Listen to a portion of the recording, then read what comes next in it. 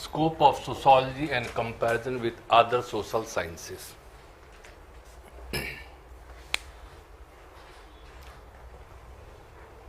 But before understanding scope of sociology, I would like to know how modernity in Europe took place. What could be the causes of modernity in Europe?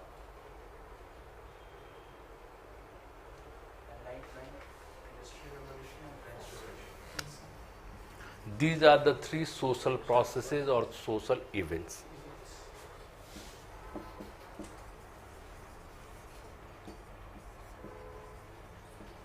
Enlightenment, French Revolution, and Industrial Revolution. How Enlightenment brought changes in Europe, or what happened during Enlightenment? Rational thoughts became the center of analysis. Yes. Interaction between people increased. People become the center Of society. And the main feature of interaction was human being.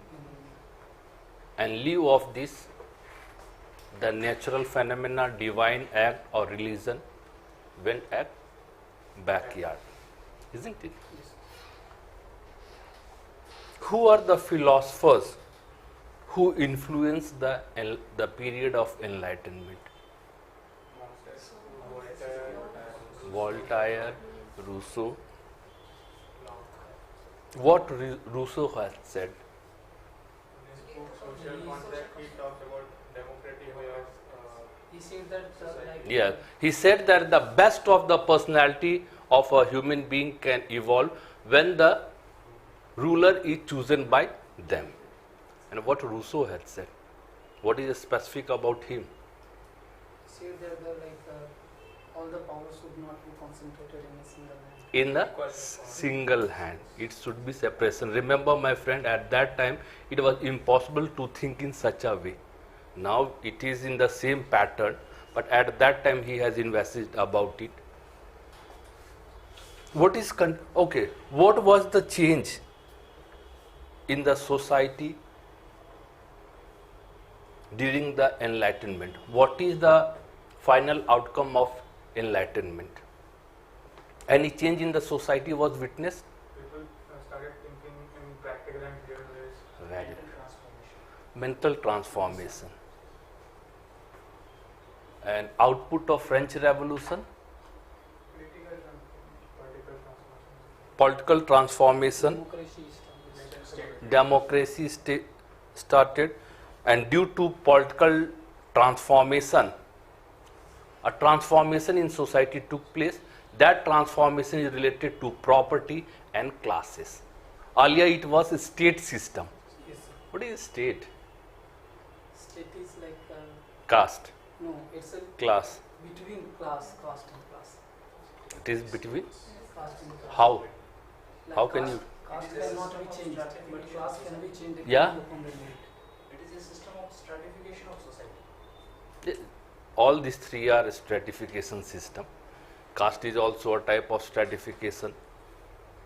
Class is also a type of stratification. State is. What is the difference here you will see? Sir, caste cannot be changed, but class can be changed depending upon the merit of Yeah. the person. Means it was half closed and half open. Openly. For the meritorious, exemplary people, there was chances to upgrade their position to the nobility, isn't it? But commoners, for commoners, it was not allowed, isn't it? So somewhat it was open. Class system is totally open. On the basis of individual merit, you can go to any of the position, or even you can sink in the position, isn't it? Caste system totally closed.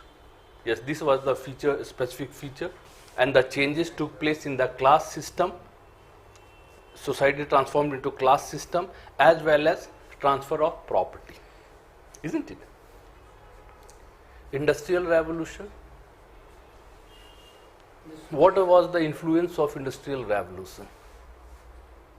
My friend, what I have said, I gave you 2 days that any number of questions you can ask. Now my period starts from today. Isn't it? Again, my friend, what I have said that most of you are not exposed to sociology. So the best thing is that, because at the end of the class I also inform you that what will be the chapter in next class. You should go through those things. You have the notes. You should go through those things.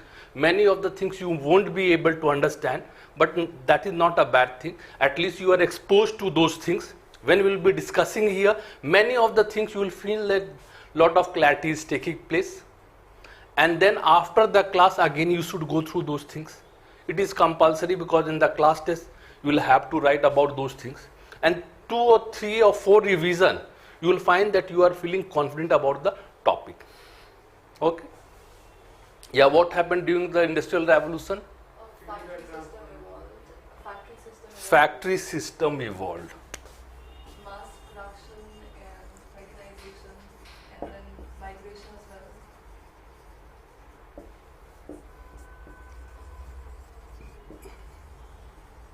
What is factory system? Before, we were totally agrarian society, and during the industrial revolution, Yeah, mechanization of production took place. And due to mechanization of production, mass production will take place. And when there is mass production, you need larger market. Other to it, when there is mass production, lot of employment will be there. A new system should be there. Earlier we have serfdom. Now we don't need the whole family, but only the skilled people of the family are required here. And that is the reason new type of labor organization took place, what we say wage laborer.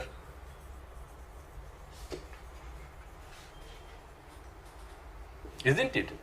Earlier the laborer used to work from generation to generation, but now only till you have the skill you are required here, and for that you will be paid compensation.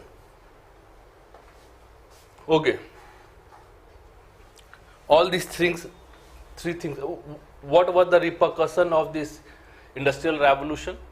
Migration to new class of Awakening of values and scholars norms. which wanted to start a society. And That was, now you are talking about the scholars here. Among the common people, yes please. Among the common people or in the society due to industrial revolution, what took place? What were the consequences of industrial revolution? Yes. Fragmentation of lands. except the major Yes. thing was like that most of the resources or the wealth were concentrated with a minimum number of people. That was the other, what he has said, that mass migration towards the urban area, industrial areas started taking place.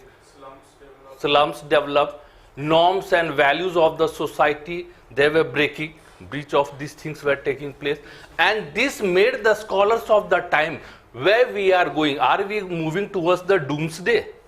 Because norms and values maintains the stability of the society, isn't it?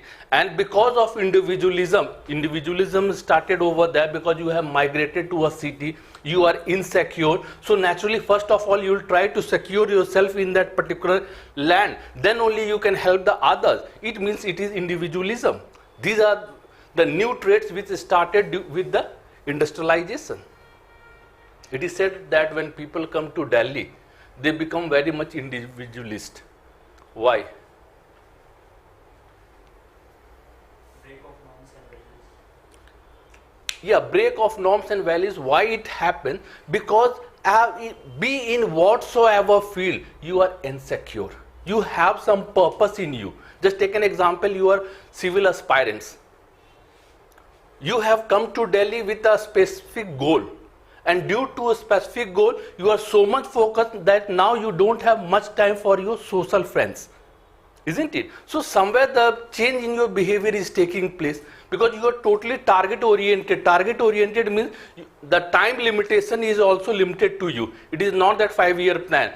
In a limited time, you will have to achieve the goal. It means you are under the pressure to perform the best. In that, everybody has been allowed only 24 hours. Even 1 minute After 24 hours, it becomes second day. So in limited space, when you are doing maximum, what we can do, that is we can minimize our social interaction, more focus to our target, and that is a behavioral change, isn't it? So this thing will happen wherever there is the society is progressive. Due to these social processes, a lot of transformation in the society took place, and people were at that time, scholars were unaware which way the society is going on. Is it a system which is transforming, or some sort of disorder what is taking place? And in such a milieu, in such an environment, some of the scholars of the day, they wanted to study society, form the society anew. Who were them? Adam Smith. Adam Smith, he is more an economist than a sociologist. He has also, Adam Smith has said that more the economic progress takes place, material happiness will take place. And that is a form of society, of progressive society or developed society. Yes, others?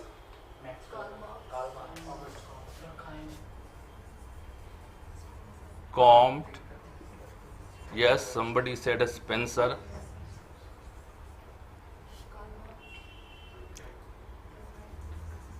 Marx. Chaim. Weber. These are the founding fathers at the initial stage. These were the people who were very much involved understanding the society, and that is the reason these are known as founding father of sociology. And in that, who is known as father of sociology? Durkheim is also known as father of sociology. Modern sociology. Why modern sociology? He was the first social scientist to study the society on scientific aspects. When we will come to Durkheim, we will be dealing about those things. Just remember, he is known as father of modern sociology. Yes, Comte has said that the society can be understood on the basis of physics. Why? Because physics develops a law, concrete parameters, through that you can understand particular theory. The same way he says that if we are able to develop sociology like physics, we will be able to know the law of its evolution as well as function, and once it is known, it is easier to understand the whole society. And according to him, the society has passed through 3 stages. What are they? Theological, metaphysical, positivism, or scientific stage. Remember, positivism means scientific. Most of the functionalists, tomorrow we will go to another section where you will come to know, most of the functionalists, they are also positivist, means with the scientific temperament. What was the situation in theological stage? In theological stage, we were totally religious. Yes, the answer was seeked from religion, isn't it? Metaphysical, yeah, philosophical. Other to it, here the people started becoming a bit practical. This is the time when rites and ritual emerged. Remember, in theological stage we were searching for the God. Yes. You didn't give me the address, means we were unable to search him. Then okay, it's all right. If God, we can't search the God, it's all right. Just tell me the way through which I can propitiate them, make them happy. Rites and rituals are for the same purpose, isn't it? To get the blessing of the God. We became more practical, and he says that for the short span we were in the metaphysical stage, and then we came to positivist or positivism. What is this stage? Interaction based on logic and reasons, isn't it? So these were the things. In brief, Spencer, How he tried to understand the society? On the basis of social Darwinism. Why social Darwinism? Talk about simple society and complex society. Every society evolved from. Yes, he has said that every society, even the most advanced society of present world, you will, if you happen to search to the origin, you will find that they were homogeneous and simple society. With the passage of time, they have become heterogeneous and complex society. Isn't it? Durkheim? Social pressure. Talked about suicide. It also talks about objectivity.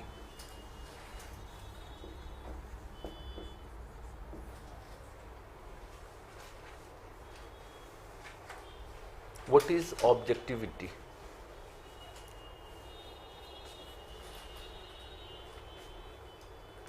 What you are thinking in your mind, I am least concerned.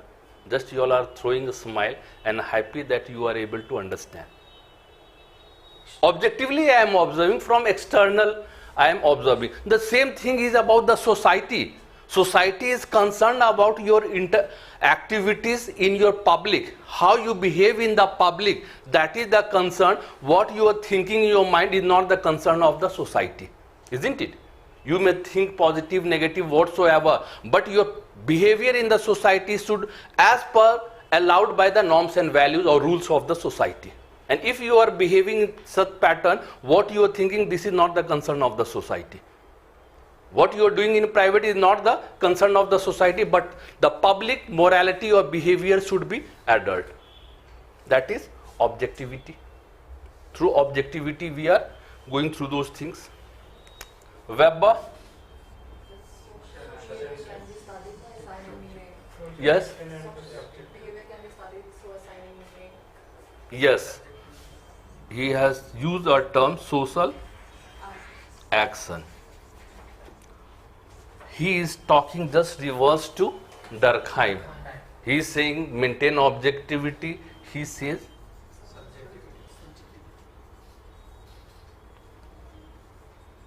subjectivity.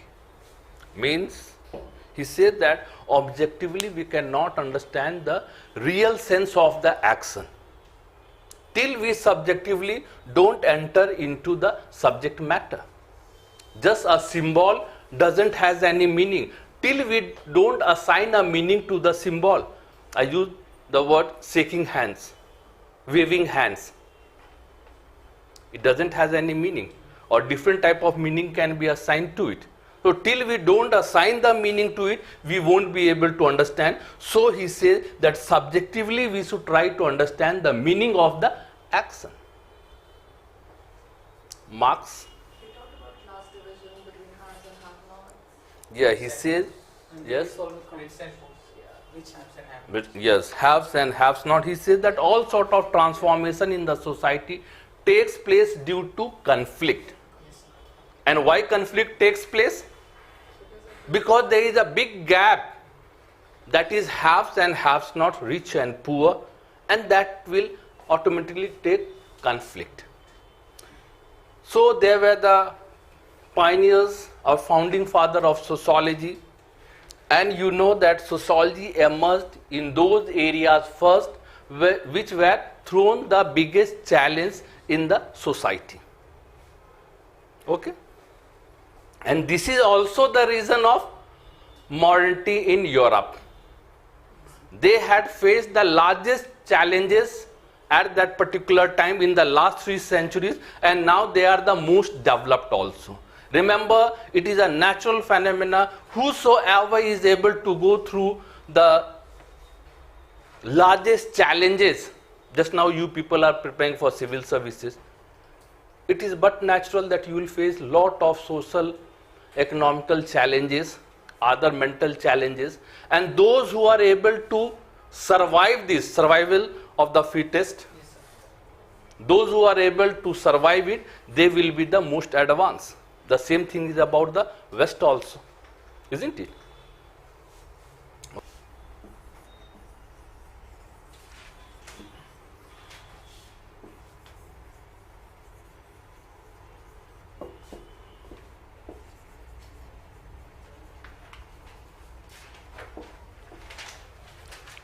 What is meaning of scope?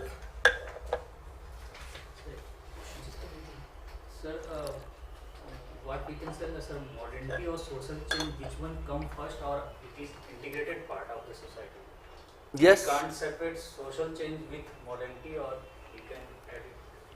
Social change, again it is a neutral word, isn't it? The change can be positive or negative, isn't it? Now when you are talking about progress, development, progress is a positive word. Why it is positive word? Because when we use the word progress, it means that particular value is being accepted by the majority of the member of the society. Then only we use the word progress, isn't it? Means whatsoever activity, remember, no activity is good or bad. Pickpocketing, is it good or bad? Huh? Depends according to you. It is bad. But for if circumstances come when I have to help someone, in Then you that will case, pickpocket the neighbor. If I don't have the money to help the person, If you do you think ethically it is correct that if you don't have money, then you will take some such activities which is considered as criminal activity? No, ethically it is not permissible in the society. ये तो आप pick pocket करके सामने पास कर दिए. Now what is the thing? She is half correct. She was unable to explain it. For us, we are member of the larger society. We have been socialized from childhood that pickpocketing is a crime. It is a bad thing. On the other hand, the person who is in the slum, for them, it is the matter of their survival. Only when you survive, then only it is matter that you are adhering with the norms and values or not. If I am in the situation of dying, at that time, not the value, first I need the food. Isn't it? The same thing it happens for the, now the slum is considered as sub-social system. Among slums, scholars consider that pickpocketing is considered as a skill of your survival, isn't it? Remember, in slums, those people who are very much skilled in pickpocketing, they are the bosses, they are the master, they have various followers. Boss kuch sikha do kaise karna hai. For them it is not a wrong thing, because according to your skill you get the status in that particular area. But for the larger civilized society, it is a crime. So no action is considered as good or bad. Killing a person, I am just saying, killing a person is a crime. Okay, there is two words, kill and murder. What is the difference between them?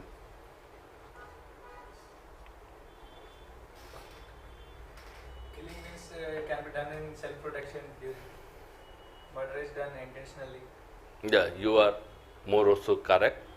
Just to make it more clear, policeman always kills a criminal.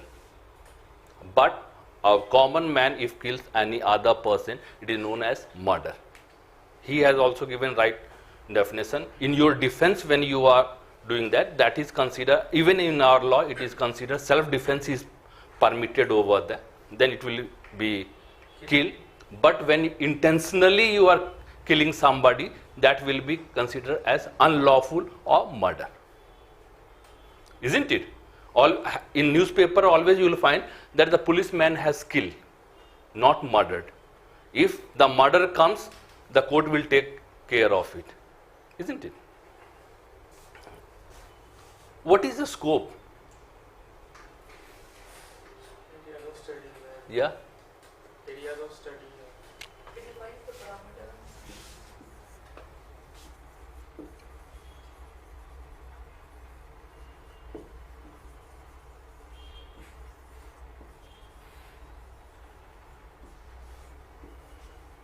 Isn't it? Some sort of boundaries should be there. areas of study, that is talking about a specific boundary.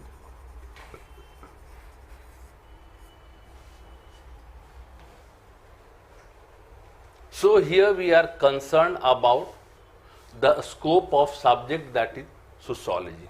What is sociology? The word was coined in 1839 by Auguste Comte. What does it mean? Sociology is Society. society in scientific manner. Societas logos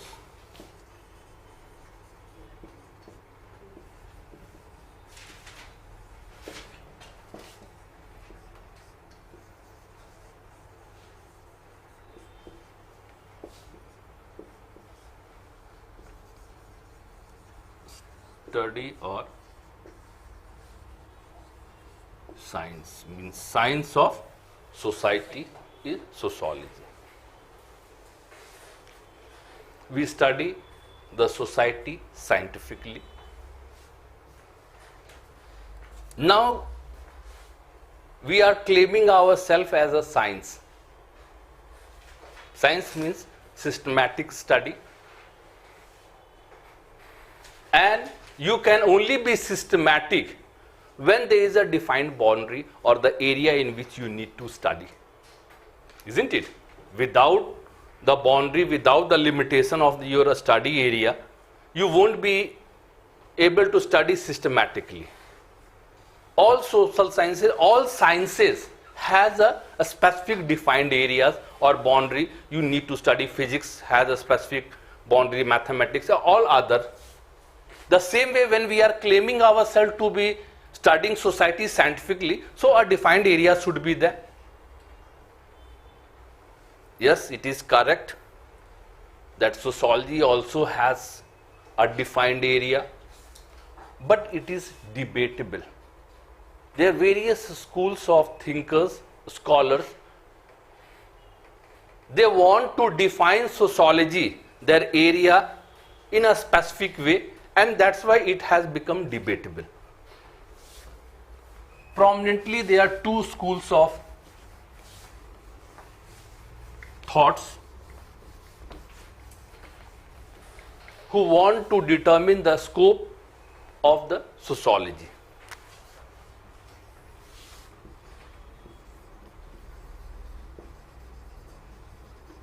Formalistic or specialistic school. Second is synthetic school.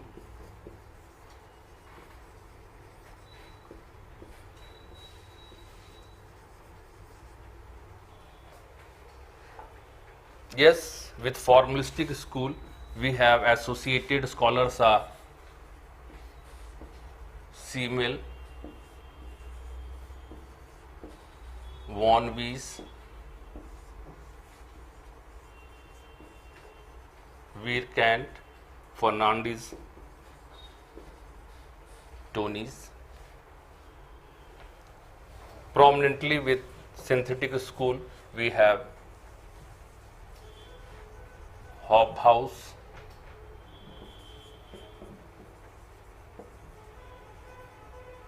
Durkheim. My friend, this debate was raised by Auguste Comte, but later on, the prominent way of thoughts or the process of demarcating this sociology was influenced by a formalistic school or synthetic school. But in 1950s, again it was reinstated by one of the prominent scholar of sociology, that is Talcott Parson. He again emphasized that no, not only two schools, but the major process of your boundary should be encyclopedic.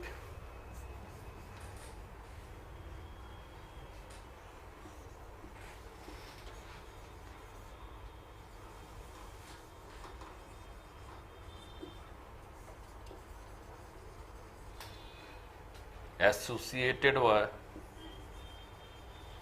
Comte, Parsons.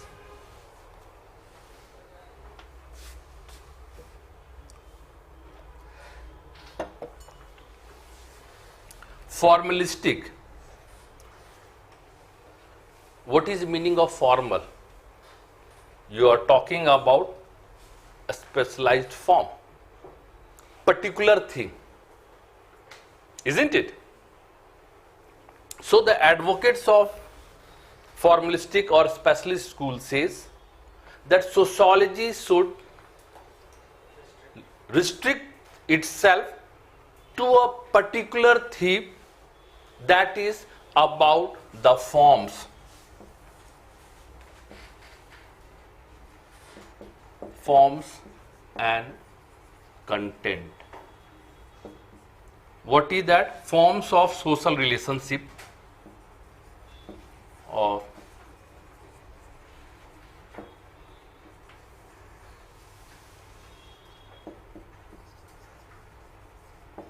or forms of interaction.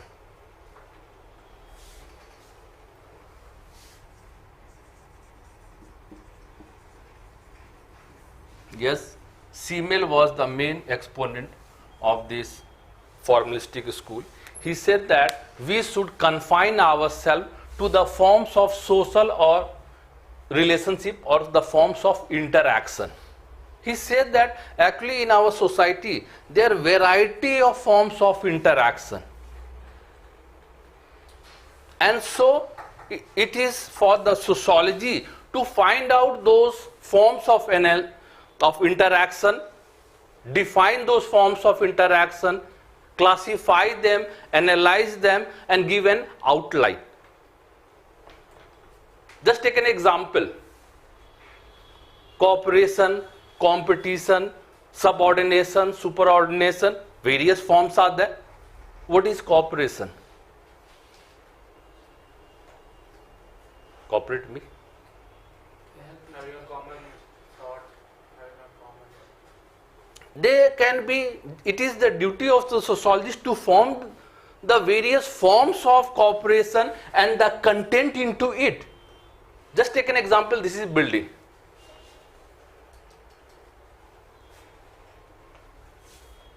Now, in that, various people has worked in forming this building. Who has made this building? Means any building. Who makes it?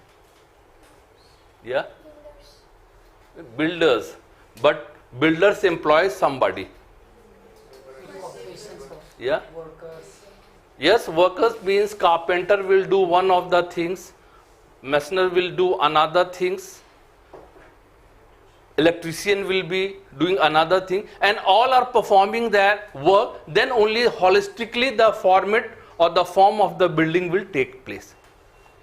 They are doing their specialized work, but finally they are under the cooperation of each other. If all of them, different specialists, won't cooperate or they don't do their things in a specialized manner, finally the building won't be there. There are various types of cooperation. We are sharing something, or when we are pushing the car, at that time one student. So it is duty of the society to, of the sociologist to think about the type of interaction, the forms and the content into it. The competition, what is competition?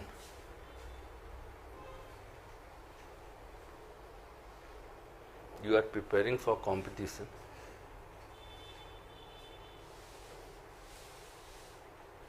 Targeting something which has more number of targeters than the specific amount of seats. Then what is conflict? Is there any difference between competition and conflict? What? Conflict that is In both there is handful of things. Yes, please. conflict may be it's misunderstanding. What I mean to say. Other to it, even physical harm can take place in conflict. In competition, never physical harm take place. We may cooperate in the competition. Just take an example. We are the people preparing for a specific target. Will you hide your knowledge or won't like to share your knowledge with your other friends? Here you will like to do, because the larger competitors are some different thing. Means we are in the virtual conflict. Sorry, not the word, we cannot use the word conflict. Virtually we are trying to grab handful of seats what or the things which is available, but directly we are not involved in the conflict. There is handful of things, and the most skilled, the most meritorious person will get it without any sort of conflict, without any sort of harmful or physical harm. That is competition. In competition, never the physical harm takes place. We cooperate with each other to enhance our skill, our merit, to go for the final bout. Okay, here they say, formalistic school say that the main content of sociology should be to study the interaction or the social relationship of the society. Confine yourself to a specific thing. Other to it, synthetic school. What is meaning of synthetics? What is meaning of synthesis? Yes, exploration. More than two or more things. Synthesis takes place between two or more things. The same thing is been advocated by synthetic school. They say enough is enough. We have lot of specialist schools. Hobhouse says, don't again create one more specialist school. Economics, political science, psychology, anthropology, history. There are various specialized schools. Again, you are trying to remember, sociology is one of the youngest discipline. He said that don't create one more specialized school, because we need to study the society. And to understand the society, we need holistic approach. It means widen the scope of sociology. Make it interdisciplinary. Because when you are studying a society, is it possible to understand a subject matter or a society without knowing its political sphere, economic sphere, religious spheres, laws prevailing over that? Is it possible? Impossible. Our behavior changes under the influence of these things. So instead of just limiting them to the forms and the content, when you are saying that we are science of society, to understand the human behavior, to understand the society, you will have to cooperate or seek cooperation from the other social sciences. So you need to expand it. Expansion is the main element through which you can have a holistic information about the society. So, Yes, please. what is the difference between a formalistic approach and synthetic approach? Yes. Because both are talking about cooperation in the society. So, They are saying do a one thing. to do a specialized thing. Try to understand the different type of interaction which is taking place in the society. Yes, please.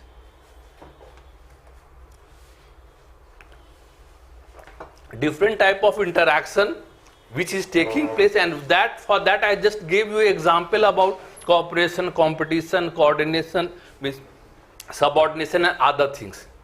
And there can be hundreds of different type of interaction.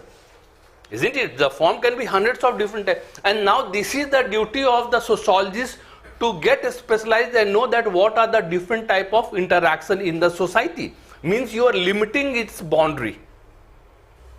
Synthetic school says that it is impossible to understand the society by limiting its sphere. If I want to know about you or your society, I need to know that what is your economic position of that particular society? What is the condition of the political situation? Means are you in dictatorship or in democracy?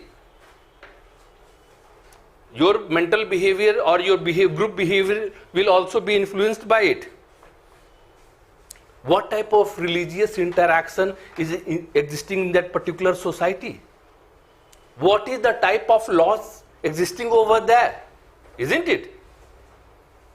Doesn't this influences here? So they say that widen up yourself. They said that no, stick to the point. A boundary has been given to you, a limit has been given to you, because there are other specialist schools, they are doing their duty, and you should also be assigned a duty and you should do it. They say, Durkheim Hobbes says that there is nothing like duty. Don't try to create one more specialized school. We have plentiful of a specialized school. There should be some school who can properly coordinate among them. Remember, if you are a sociologist, you can't be an economist to understand the economic situation. For that, you need to have a friend of economics, the expert of economics. You can share your views with them and understand the complications of the economy. Political theorists will talk about that, what is the implication over there. And then after knowing the variety of things, you can come to the exact human behavior of the society. Isn't it? So they say widen up, they say narrow down.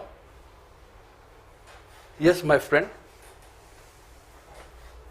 Again in 1950, these were the prominent schools earlier. In 1950s, remember, Talcott Parson is one of the prominent and dominant sociologists of modern era. We have in our chapter, you will come to know. In 1950s, he raised again the earlier thing which was uttered by Comte, but nobody paid heed. He says that actually the sociology should be encyclopedic. Means take from every aspects, not only the disciplines, specialized disciplines. They have said that you should coordinate with the specialized disciplines. He said that it is not about disciplining yourself in particularly coordinating with the specialized social sciences, but even from medicine you get something, even from other knowledge if you get something, use it. Means what was, it is said that take the noble truth from all sides. Encyclopedia. He said that there are various things which no specialized groups are working on it. Talked about the family and kinship. Live sociology. Is there any specialized social science which is studying about it? No. He has taken it. We should take it. And it was also given impetus by one of the book written by C.W. Mills.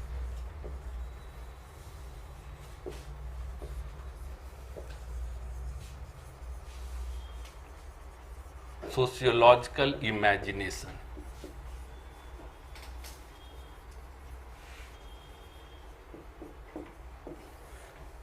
Yes, first we will come to the encyclopedia, and it was promoted by C.W. Mills through his sociological imagination. Yes, encyclopedia, he says that go beyond the subject matter, not only other social sciences, but from wherever you get something fruitful through which can help you to better understand the society, those things should be accepted. Yes, in this way, sociology also tried to establish itself as an autonomous subject. We know that it is the youngest discipline, so sometimes people get confused that you are just trying to take some of the things remnant of mind and making a specific subject. But they said no, we have the relevance with you, but along with it, we have also particular subject matter which any other social sciences are not studying. Urbanization, urban or community life. We don't have any specialized social sciences. As we have said, family, different type of kinship system, these were included into it. C.W. Mills in his book Sociological Imagination says that don't limit yourself up to here. Sociology need to be imaginative, because you are saying that you are science of society. Sociology studies about the contemporary issues, contemporary problems. Yes, when you are talking about contemporary problems, I can't anticipate that after 20 years what can be a contemporary issue or problem. He said that we should go through both the things. First, after some time when the transformation will take place, some new type of social problem will come. In contemporary world, we have globalization. Isn't it? It was not anticipated around 50 years back. Somewhat it was, but the problem exists now. So it is the duty that you should go through the contemporary problems. What is the effect, pros and cons of globalization? Other to it, when you are a science, you should also anticipate that in future what could happen, how the society is transforming. Just take an example. I hope you people know McDonald. There is a word in sociology, McDonaldization. What is meaning of McDonaldization? What is McDonald? Restaurant. Isn't it? We enjoy it, especially the children. Children means you people also. Now what happened? In India it is gradually after, just see in 10 years, McDonaldization will take place here also. In Western society already it has been done, because now we are becoming very much materialistic. We need money. If we need money, for longer hours we will have to work. From where we can steal the time? Cooking. Isn't it? Husband and wife both are working.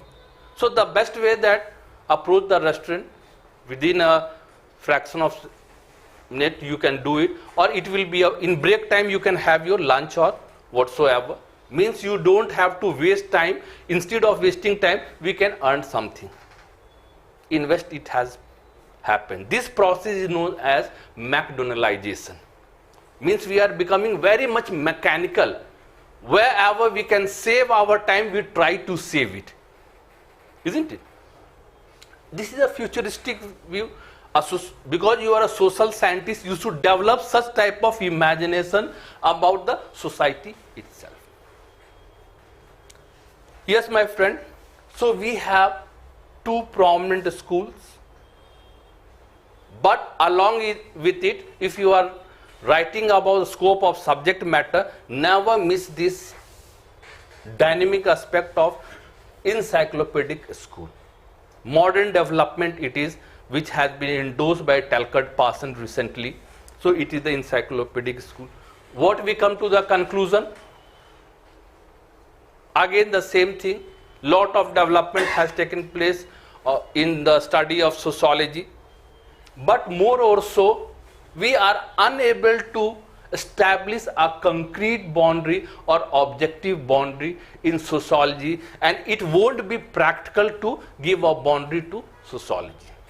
Because you are talking about society, and in society there are thousands of factors.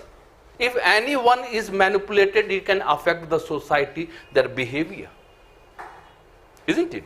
So we have not yet been able to give an objective boundary to it. So sociology, what we are reading is encyclopedic in approach. Yeah. Today sociology that we are studying is encyclopedic in approach. Again, because there are different schools of thoughts over here, so to demarcate that there are many scholars who are influenced by it. There may be various scholars who are influenced by it, because we haven't given the boundary. It means according to your inclination, you are choosing different aspects. Other to it, we have various theories and thinkers.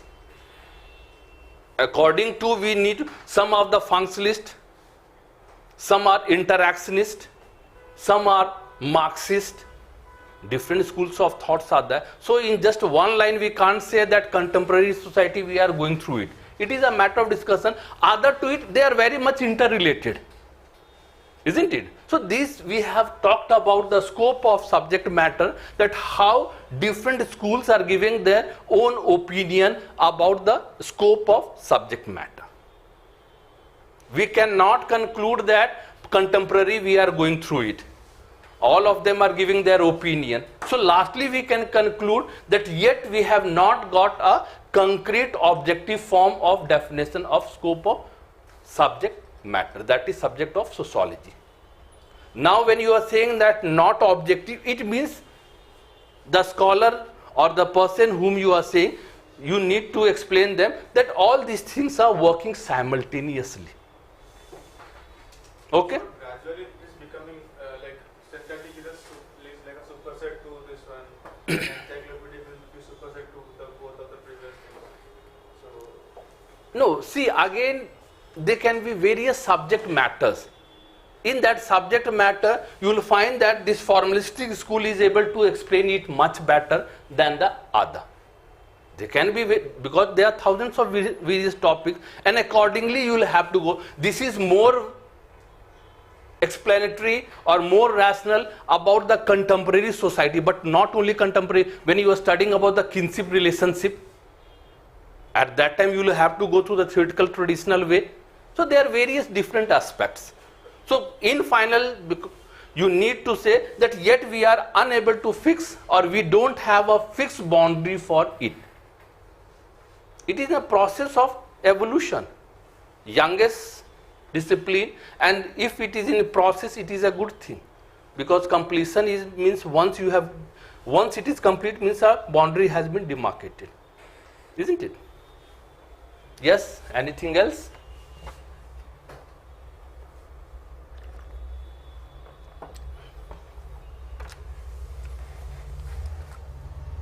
Now briefly we will go with the comparison with other social sciences.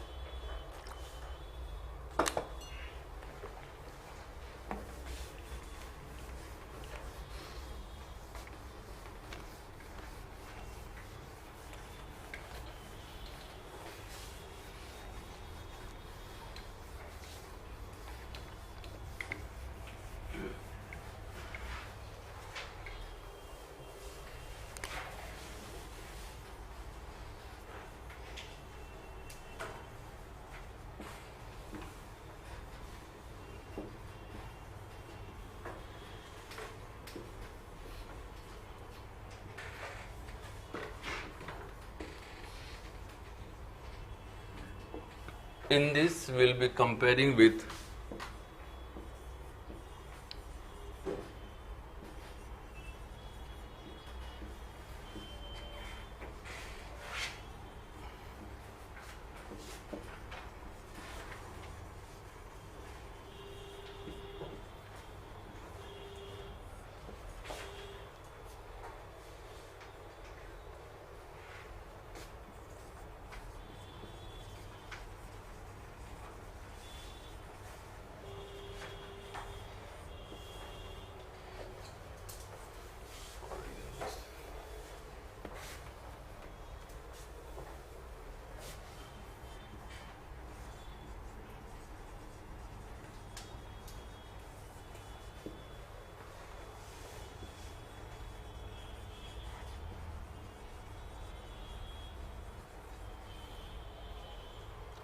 political science, economics, history, psychology, anthropology.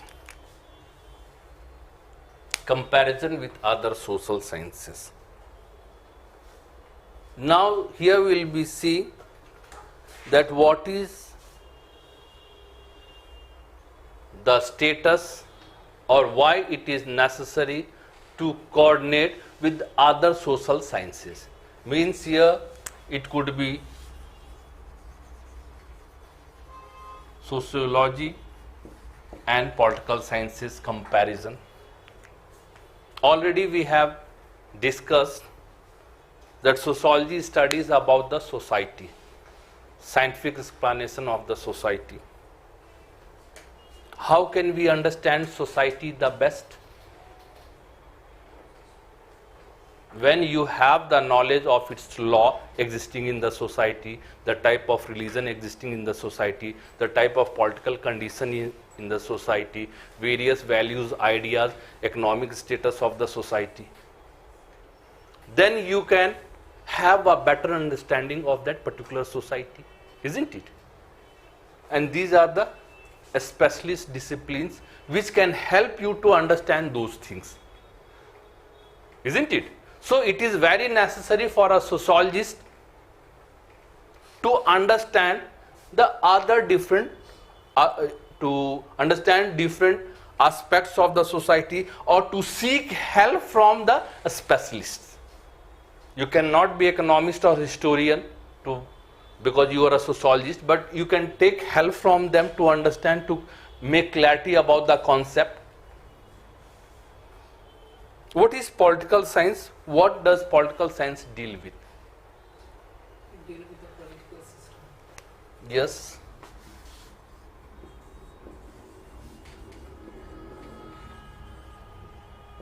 System means the type of organization, political organization.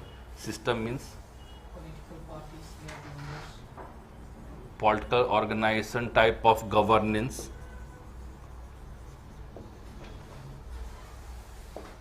Isn't it?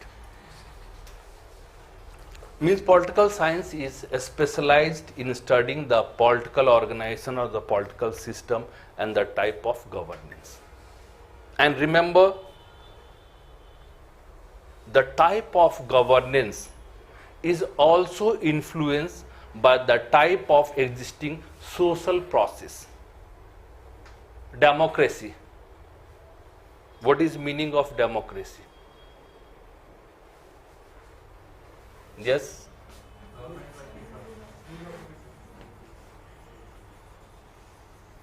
Somebody said by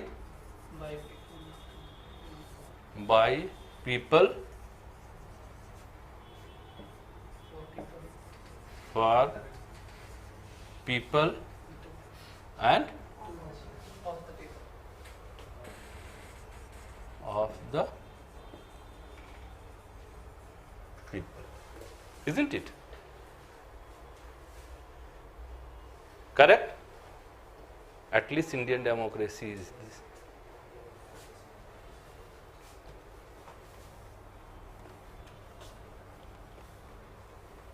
It should be for, but it is.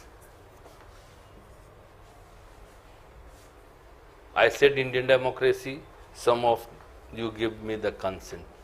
Means we know that there is corruption, the real sense of democracy, yet we have not attended. But the same democracy is in America. In India, if a star campaigner comes, there should be around 50,000 to 1 lakh people to watch it. And you can see Obama or Hillary Clinton just having conversation with 8 to 10 people in the lane. A difference over there means your governance is also influenced by the type of social process. In China, Democratic Republic China. Now remember, governance is influenced by the social process. Even your mindset, the human behavior.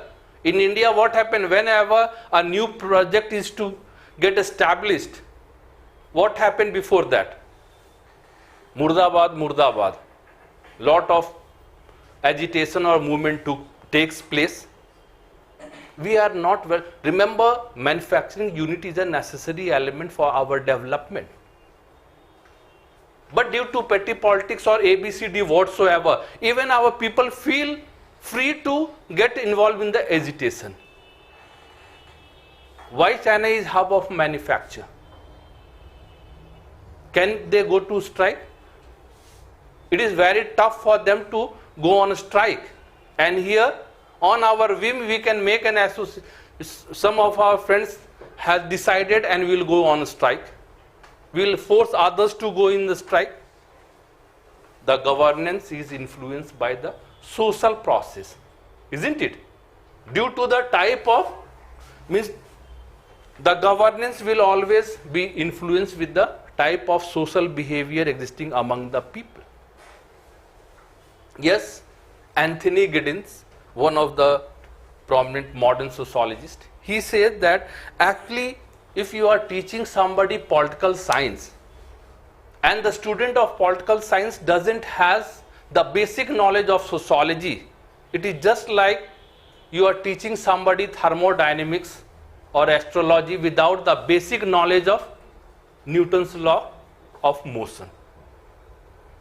If you don't know it, you won't be able to understand. The same thing, to understand, to become a better political science, social scientist, you need to have a sociological aspect with you.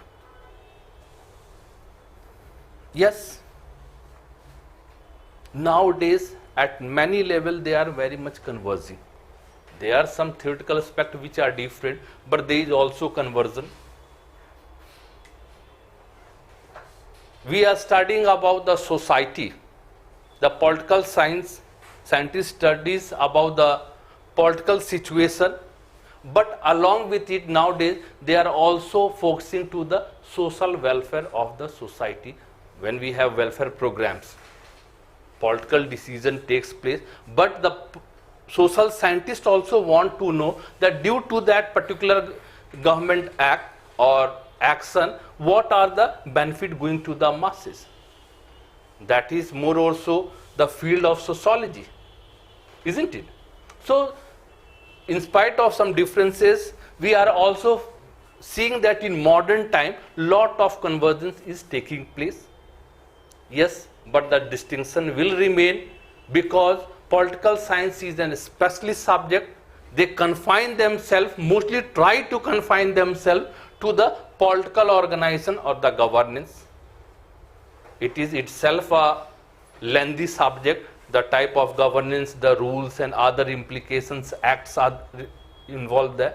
On the other hand, sociology is a holistic science. It goes to different aspects, different angles of the society. Economics. Yes, traditionally we had a great conflict, or yet it is existing, between economics and sociology. Economics consider that we are superior. Sociology is just a new subject. Yes. On the other hand, sociology says that yes, we are new, but we are more concerned about the human development. Yes, Marx, he has said, he has used two words.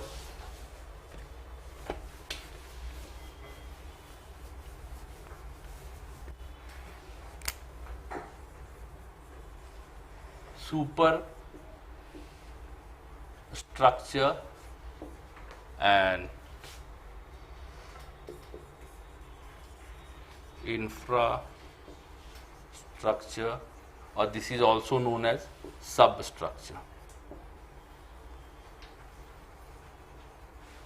He has related this infrastructure with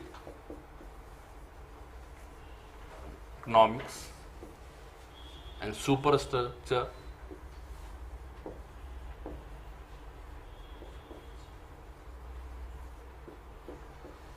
All other things, means education, religion, law, political system, all things he has said superstructure. Marx has said that with the type of economy, you will find the type of superstructure. Yes, in medieval period or ancient period, we were agrarian society. You can find the type of religion was that. What was the type of religion? Collectivity. Means it was necessary at that time to maintain the whole community integrated, so that in agrarian society we need lot of manpower. In modern time, We have religious feeling, it endorses community feeling, but again religion is individual. Not in public interaction, we are influenced by the religion, isn't it? Other education system, earlier the education system used to give more importance to religion because they need the solidarity of the community. Now the education system is more utilitarian, vocational. Why? Because the type of economy has changed, isn't it? Yes, he says that economics has a role to play in influencing the society itself. But again, it is one-way interpretation. Other scholars like Weber says that it is not necessary that due to economy the changes takes place. It could also be vice versa. Due to a specific religion, a specific type of economy exists. In his Protestant Ethic and Rise of Capitalism, he has mentioned that how Protestant ethic, a religious sect, a group, they had a specific personality trait, and due to that particular personality trait of that particular religious group, actually it helped in the emergence of capitalism in the West. So it is not only one way, but on the other way also it happens. Yes, Marx says that economy, due to economic position, you hold your position in the society. He is not wrong, but again not applicable everywhere. Just take an example, Indian context.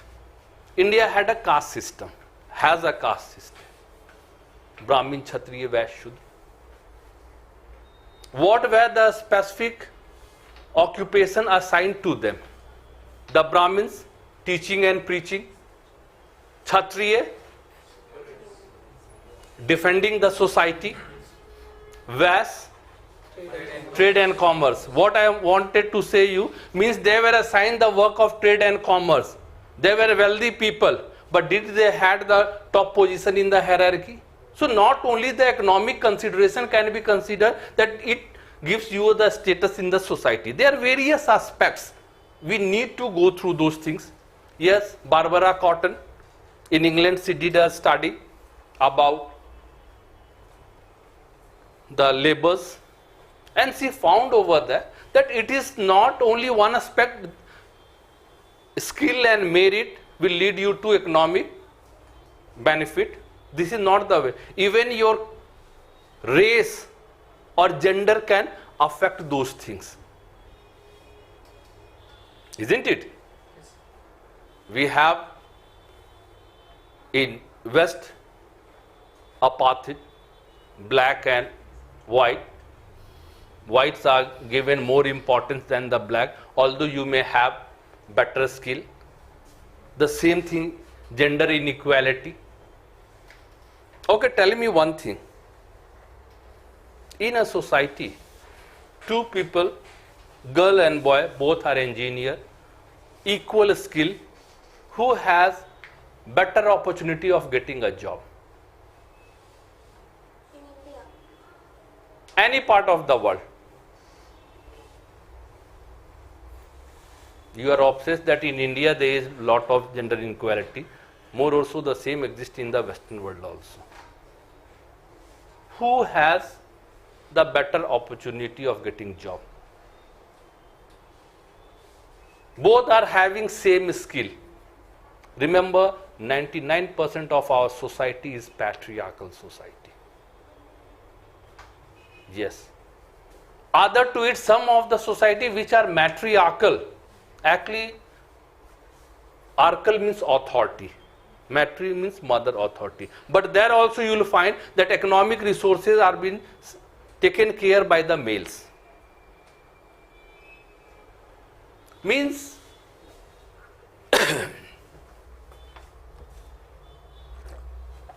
it is not only the economic situation, but also the social consideration, social situations considerations should also be taken place while analyzing a particular society.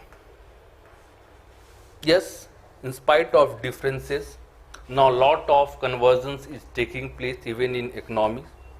The economics is not only has limited itself to the economic theory or production, distributions and consumption, but beyond it now they have also started seeing about the national growth, national income. Remember, these are related to the social concerns, human developments. These have also gone. Finally, the differentiation again, so economics has a specialized limitations in their studies, but sociology is holistic, isn't it? One thing, my friend, in this topic comparison with other social sciences, just jot down 4 or 5 points of comparison between the two subjects, means sociology and them, and 1 or 2 points of differences. This is more than enough, because the question will be asked only in short notes, as is the behavior of UPSC, and the other to it means 4 or 5 points of comparison, 2 or 3 of differences. The most important thing in that, you will find in your notes that there are some scholars' name mentioned over there. Remember, any of your answer without a scholar's name will be a just common sense answer. What if leave the scholar's name, we are very easily able to understand what we are saying. So only the scholar's name will make your answer a sociological answer, and there will be great difference in the score. So remember, wherever you find any scholar's name, their contribution or their book, underline them. In the introductory class I had already said, try to memorize them. Memorize them means not mugging them, means revise them at regular interval, and you will start getting familiar with those scholars' name. This is a very necessary thing, because in your books you will find various scholars there. Wherever you find a scholar name, underline it, pause for a time and try to understand what they are trying to say. It is not necessary that you should write exactly their sentence, but the theme should be given, and other to it, how can you change it? You can say according to Durkheim. When you use the word according to Durkheim, you can just give the theme. But if you say Durkheim says, then exact word is necessary over there, exact sentence necessary. So avoid exactness, instead of according to we can mention over there. History. What is history? मुर्दों की कहानी. Yeah, it talks about the past. Remember, in history, we have historiography, which emerged along with sociology itself. What is historiography? It gave us the chronological order in history. When we say 1 AD, we have a specific time frame that yes, this is 1 AD. And when we say 3 BC, a specific chronology comes in our mind. This was given by historiography. Yes, sociology emerged under the influence of political science, positive science, philosophy. On the other hand, history had its own emergence on the basis of chronological order, taking some help from the sociology. Now, when we are talking about history and sociology,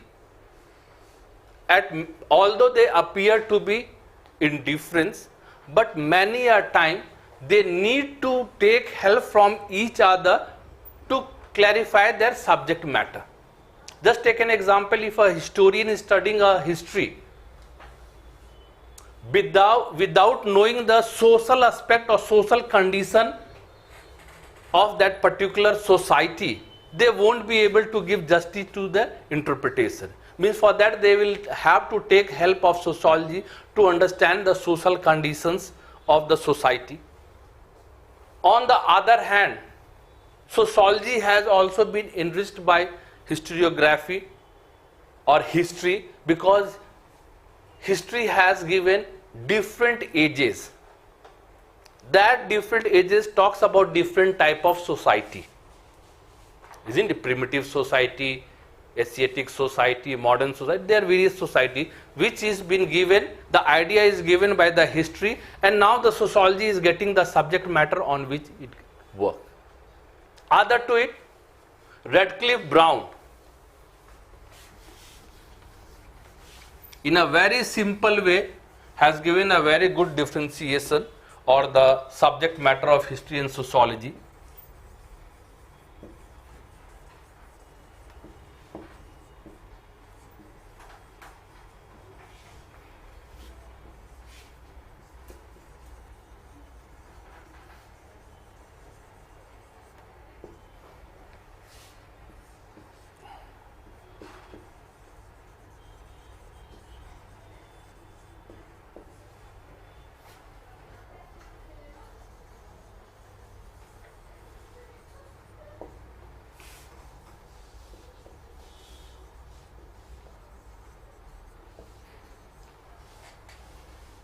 He used the word ideography and nomothetic for sociology and ideography for history. Now remember, my friend, when you are going through the notes, sometime you may find some unique terminology, a specific terminology. Again, what I have said, as I have said in the introductory class, that you should be especially attentive toward the terminologies as well as the scholars and their contribution. Okay, how many of you all have purchased the dictionary?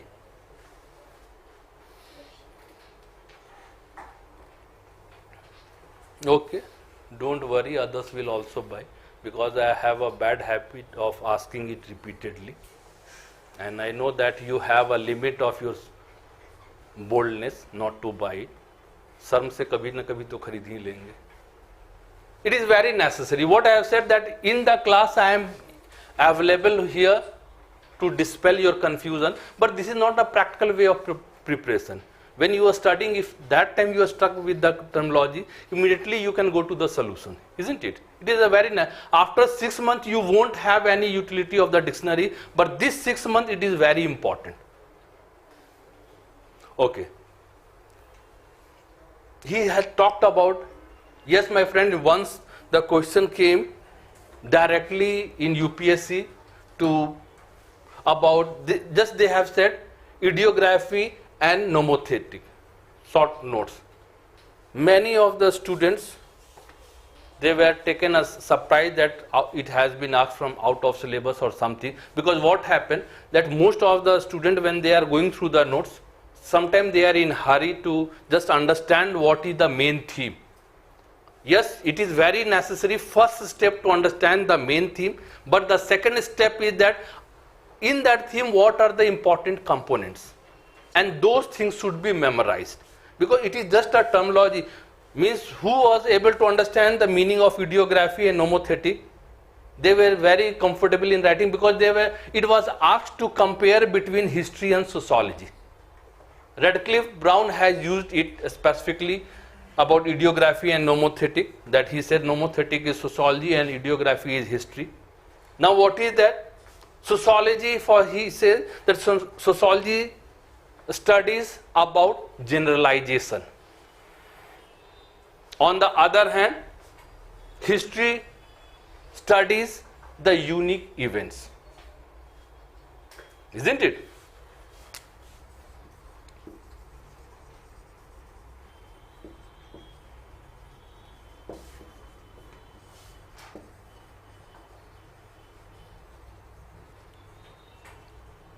Means history gives you a unique event, and sociology makes that unique event generalized, which is applicable everywhere. Just let us understand with an example.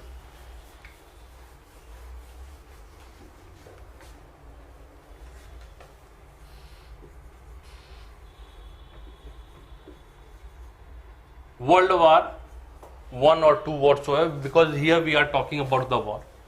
In World War, historically we know what was the considered situation of the world.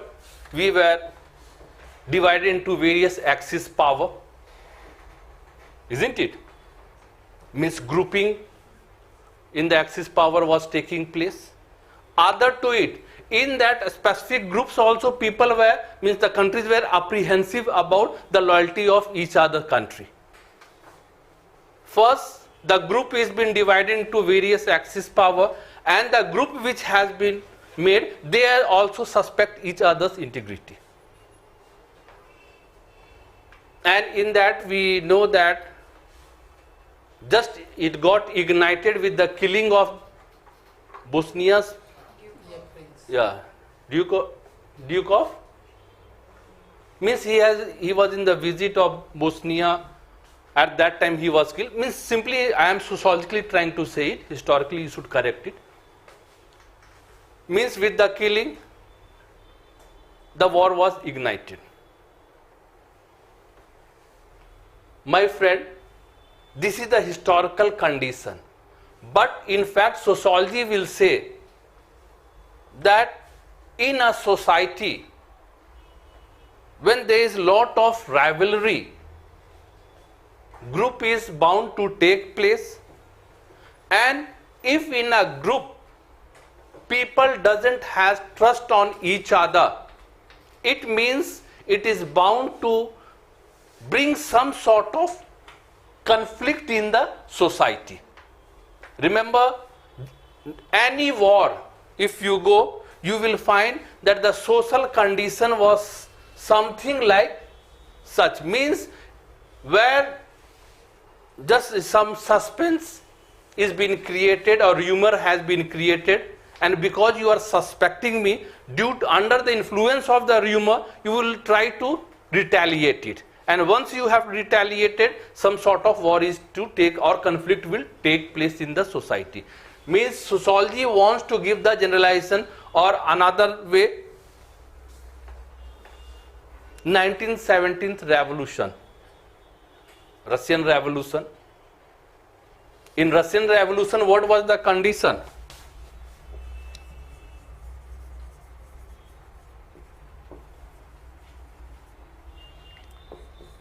Just let us come. History.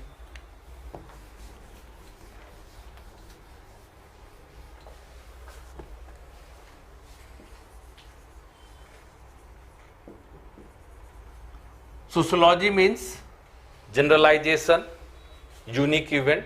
Russian Revolution is a unique event. In that, what history says, Tsar was debauched, careless,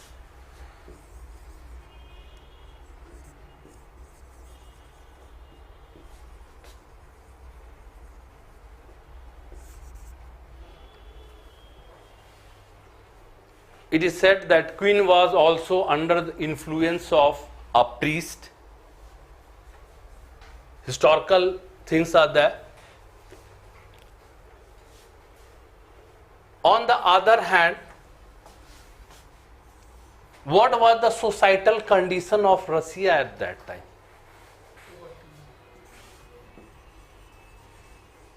Abject poverty,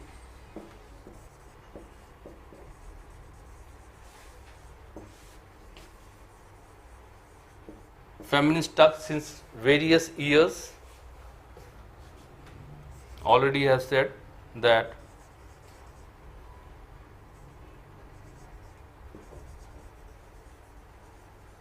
careless, Mistrust. opposition, disciplined. Yes, the communist was there. They were well disciplined at that time. Ruler,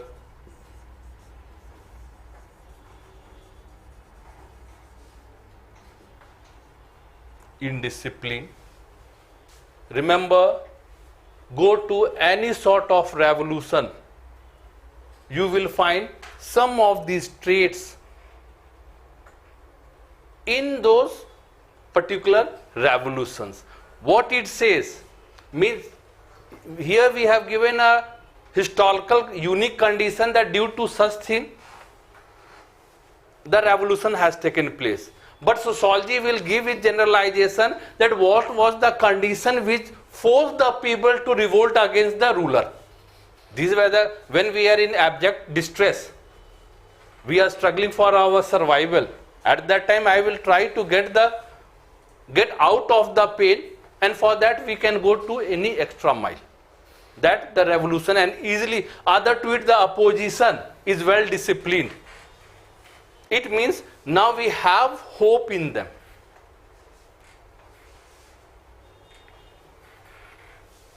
Yes, just take example of Delhi election. Since last 15 years, we had some sort of feeling, at least in the last 5 years, that the government is not properly looking after us. And a simple man, Kejriwal, he came, at that time he was well disciplined. I am not commenting about the present time, but at that time means a hope to the people came from him, and he was able to launch the revolution. Smaller scale means such type of thing.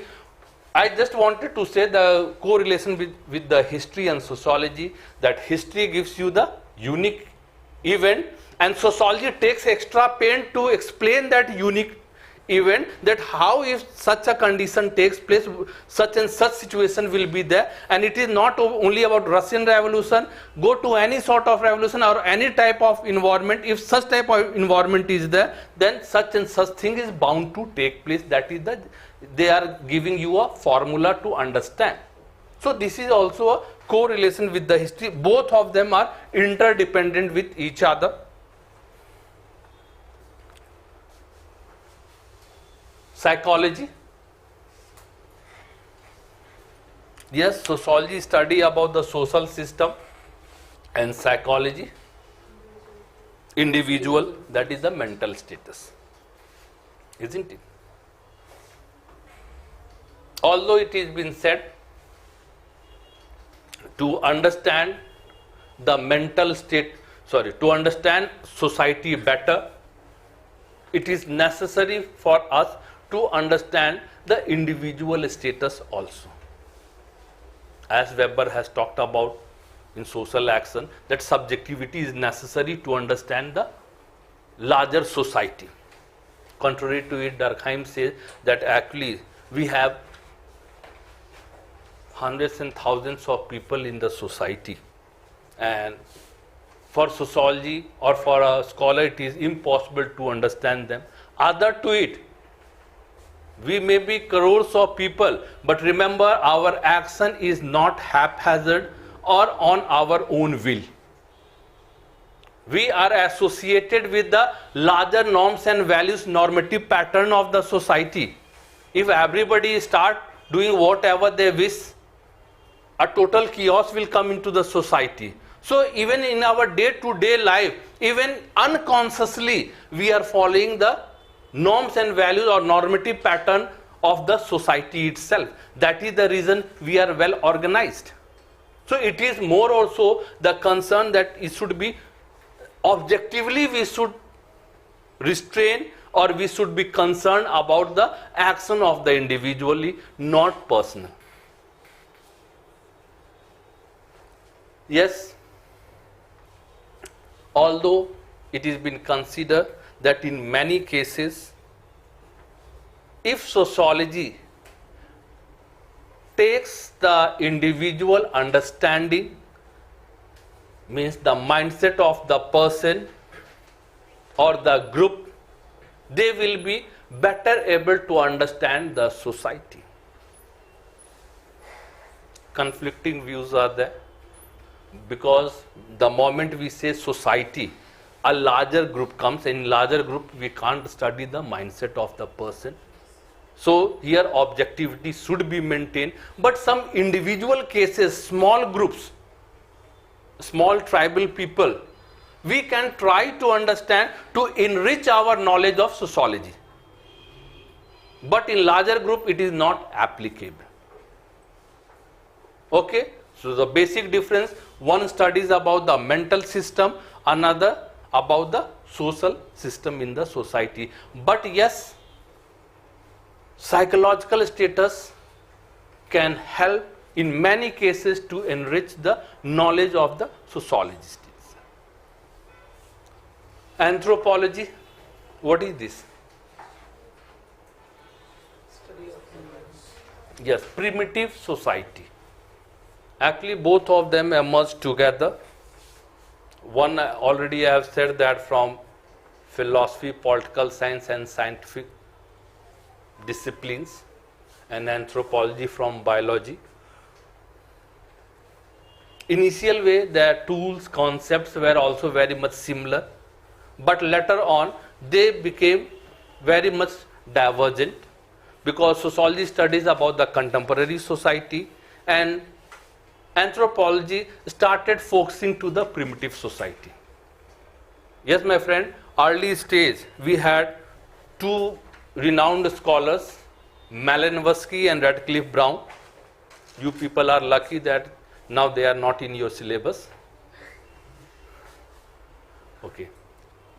They are also considered, they are thinker, but sociologists also consider that they are one of the founding father of our participatory observation. Anthropology also considered, because at initial stage they were very much near to each other. So both the discipline claims that they are ours. But when they then onward they delve into different sections, primitive studies. In primitive studies, anthropology used to give or has a habit of clinical right answer. Clinically they want to systematize their theories. The reason apparent, they are to study primitive society. Either they are not available, or in a very simple small group they are available. So they can use lot of participation observation. They can live in the area and understand those things. On the other hand, sociology studies about the contemporary society, and mostly they use formal tools, questionnaires, interview or other things. Just to take an example, if I am to study Delhi, is it possible to study Delhi as a participant observation? Nobody will able to identify you. There won't be any influence, because it is a cosmopolitan. On the other hand, in the tribal area or small village where there are lesser people, you can do those studies.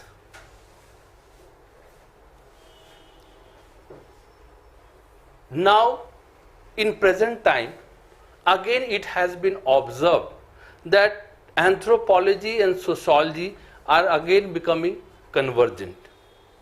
Why? Because sociology is very much satisfied with studying the contemporary issues. But for the anthropologists, they don't have any issue. Because even the primitive people, they are somewhere influenced by the modernization. Even the tribal people, you will find that they are not that much of traditional. They have been exposed in the transformation of the society. Isn't it? So they have also started coming into the same. Other to it, sociologists have also started taking their tools too frequently, that is participation observation, means to participate, to be in the field, reside in the field for 2 months, 3 months or a year or two, and observe them and do. Originally it was from anthropology. So again the convergence has taken place, but theoretically anthropology is restricted to the primitive society and sociology regarding the contemporary society. But great emergence has taken place. Okay? My friend, in this, don't give a special importance, just jot down 4 or 5 points that there is comparison between them and 2 or 3 points of differences. That is more than enough, because you know that 90% or 95% chances that it will be asking short notes. And in short notes, we have limited space in which we have to 100 word or 150 word, we'll have to write it. So it is more than enough. Other to it, you will also have to write introduction and conclusion. Remember, never ever write an answer without introduction and conclusion. Now, two things are there. Because as we know that even the long questions, you won't have space to write more than 200 to 250 words. If we happen to write 50 words of introduction and 50 words of conclusion, means you can stretch it, means it is not allowed. You won't be able to fit the body. But if you have limited informations of the body, you can easily play with it. Again, my friend, introduction is very much individualistic, means everybody will have different set of mind, and you will find that while practice of writing this introduction, you will get a skill that how to start the answer. There is not a fixed way that this should be the introduction, but while writing you will be able to develop those things. So introductory should be, there should be an introduction, one liner, two liner, that is enough, not more than it. Then in between the body you can write the things. Again, conclusion. In conclusion, at least in UPSC, we should have an habit that when you are, even if you are critically evaluating something, but the conclusion should be somewhat futuristic or positive. If you don't know anything, if it is just you are talking about a scope of subject matter, we have defined different things. We have ended that till now no objective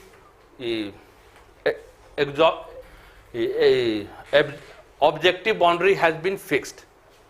But lastly we can also include here, but this liberty of not fixation of the boundary has enriched sociology itself.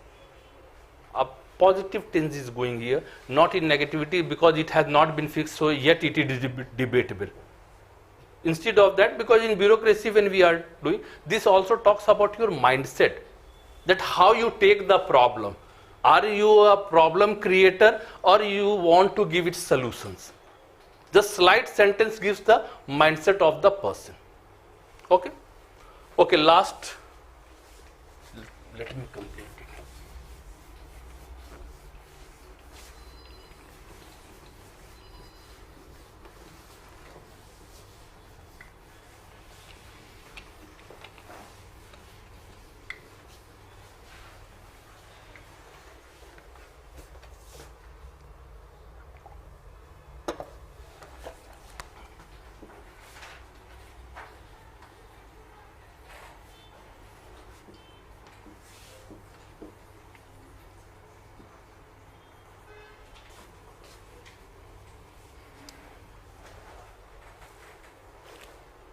Okay, what is common sense? I hope you people have.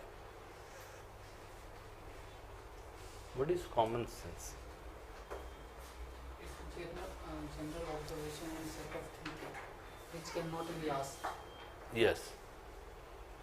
Means in common sense, we use the common ideas, which is or common knowledge, which is floating in the society. And here we don't need to prove it. If you are giving some statement, you can defend your statement by saying that from generations we are hearing it, or in our societies this is the way of interaction through the tradition or norms whatsoever. But you don't need to verify those statements, because not only you, the whole society knows about such type of things.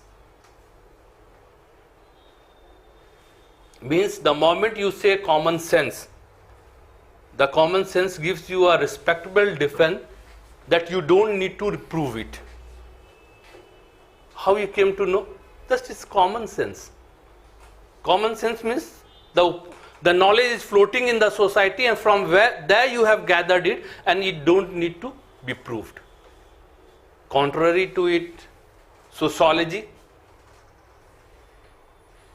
you claim yourself to be or sociology claims itself to study society scientifically.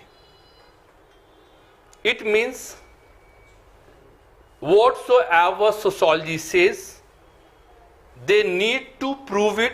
First of all, they need to develop theory or concept regarding it, and they should be open to be proved or disproved. Isn't it? Then only it will be a systematic and scientific. Yes. We can make it more clearer that sociology, it has a questioning approach. If you see something, a sociologist starts to question that why such and such type of interaction takes place. If we have gender inequality, what could be the reason behind it? Okay, tell me, what is gender?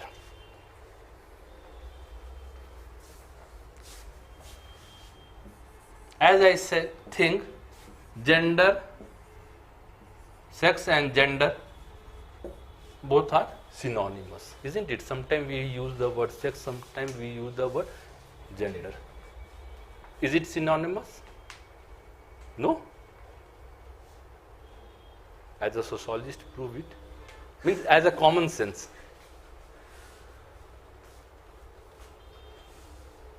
Is gender? By birth. Okay, by birth. No, gender is not defined with the birth of the child, but then like, it is something which we have developed, sort of. Yeah, we the people have developed it. Yes, my friend. Sex talks about the reproductive organ. By birth we have. But gender, it is said that it is socio-cultural made. Socio-cultural mindset of the society or socio-psychological mindset of the society. Means in sex we have male,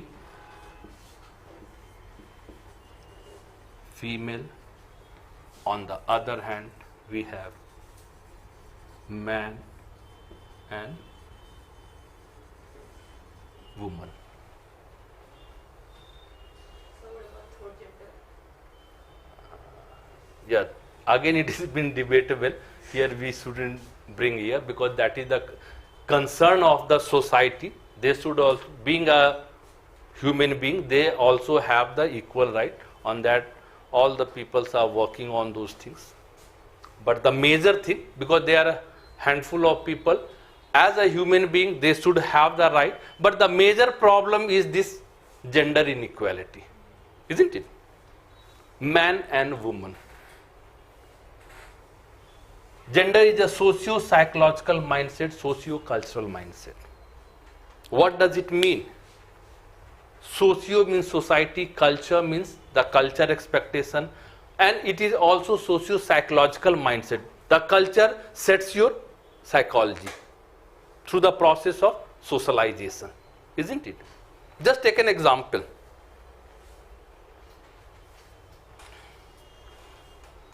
Okay, just you tell me. Should male and female should be treated equally? Yes. Yes. We all agree, isn't it? Okay, tell me. You tell me. If you are an IAS officer and your wife is unemployed, will you feel bad? No. No?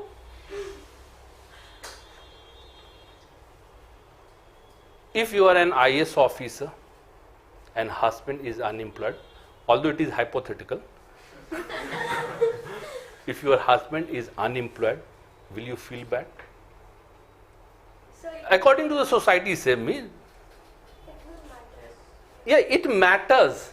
Why? Because we are being socialized in such a process that we consider that male should be bread earner. Isn't it? For female, it is not compulsory to be bread earner. They can support, but not the main thing. But the male in the society is being considered to be the bread earner. And we have been socialized. Okay, just tell me. Both husband and wife are working. Who will prepare the morning tea? remember, this is a reflection of the society, not the individual we are saying here. This is a reflection of the society. That is the other to it, both can perform those work. But the society expectation is that one specific field should be chosen for them. Manly work, pink work. What are these things? Means we have created those things. Sociology challenges it, try to understand it, the cause and reaction. Sociology has a questioning approach. On the other hand, common sense will say, I have seen my mother and mother's mother, grandma and all these things, they have been doing the same thing. Means it's a natural inherent things, through those we go. It means common sense won't have to verify it. They are satisfied with the opinion of the society that such and such thing happens. But in reality, what you are thinking, or you have a common sense opinion, in reality it may not be even true. Sometimes it may be true, sometimes it may not be true. We have discussed one aspect. Whatever we have right now discussed, we are under the influence of positive science. Practicality. Positive science talked about the same thing, that 2 plus 2 should be 4. The same thing we have discussed. Initially, when there was debate between the common sense and sociology, this was the initiative given. But later on, with the maturation of the science, social science, means sociology,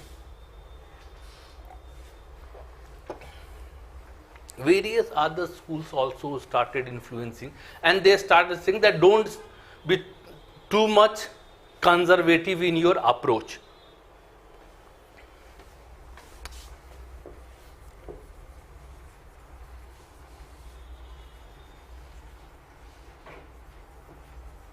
Phenomenologist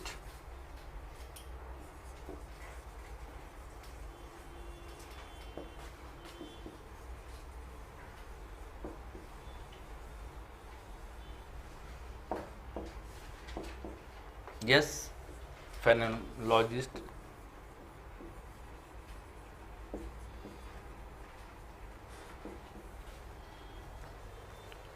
in brief we are to say, because in social research we will be studying him. Phenomenologist Alfred Sue says that why to be too much conscious about the positivism itself? Because human beings develop their consciousness from the society itself. What you have experienced, she will also not have the same experience. And according to your personal experience, you will develop the value or the image of the particular thing. Isn't it? So, and what happened? This consciousness is the common sense. If a dog has bitten me, I will be afraid and I will think that we should maintain a proper distance from it. Many of you may be fan of various dogs, dog lovers. They have different experience. Dog is the same item, but two people had different opinion about it, and that has developed due to their own experience, and that is also a common sense. So instead of being very much under the influence of positivistic life, society is not the same. Other to its symbolic interactionism. Already we have said the interaction, the symbol should have the meaning assigned to it, otherwise it doesn't have anything. Yes, structuralist C.W. Strauss has also said that consider sociology and common sense as a juxtaposition, means side to side. Both are not two opposing forces, but both of them complement each other. Common sense will give various items or informations or field to study for the sociologist. Why? Because sociology verifies the interaction, and when there is some sort of common sense existing in the society, it will help the sociologist to verify that this common sense is true or false, right or wrong. Because all common sense are not wrong. Just we say that birds of feather flocks together. Means if you people are preparing for civil services, if you have an option that your roommate may be from the person who is preparing for engineering or medical, and another the roommate who is also preparing for civil services, whom will you choose? Naturally, means the phrase is not wrong, isn't it? To say that, or it is said that polite answer saves you from wrath. If somebody is angry and if you respond softly, you will find that there is chances that he will also next start responding in the same way. But if he is in anger, you are also in anger, what will be the next? FIR. Isn't it? So these means all the common sense informations are not wrong. Now it is the duty of the sociology to understand what is right and what is wrong. So the common sense helps the sociologist to choose the things, or they give you the field of area on which you can work. So instead of saying that they are conflicting element, as we have said earlier that what was the confliction, we can say they complement each other at various aspects in a dynamic formation. Okay? Now what is the thing? We started with the differentiation. That what is the differentiation between sociology and common sense? Initial stage it appeared that both of them were two opposing forces. But lastly we have concluded with logic that no, they are not opposing forces, instead they help each other in a different pattern. Okay? Okay friends, today we have completed unit 1. From tomorrow we are starting unit 4, sociological thinkers, the most important part of sociology. So gear up yourself, and remember, once we are able to complete unit 4, then you people will be enjoying sociology, because whichever unit we will go, you will find that these are the people who has contributed over there. And without knowledge of unit 4, if you study sociology, it is just wastage of time. Because sociologically we won't be able to interpret the events. Okay, thank you.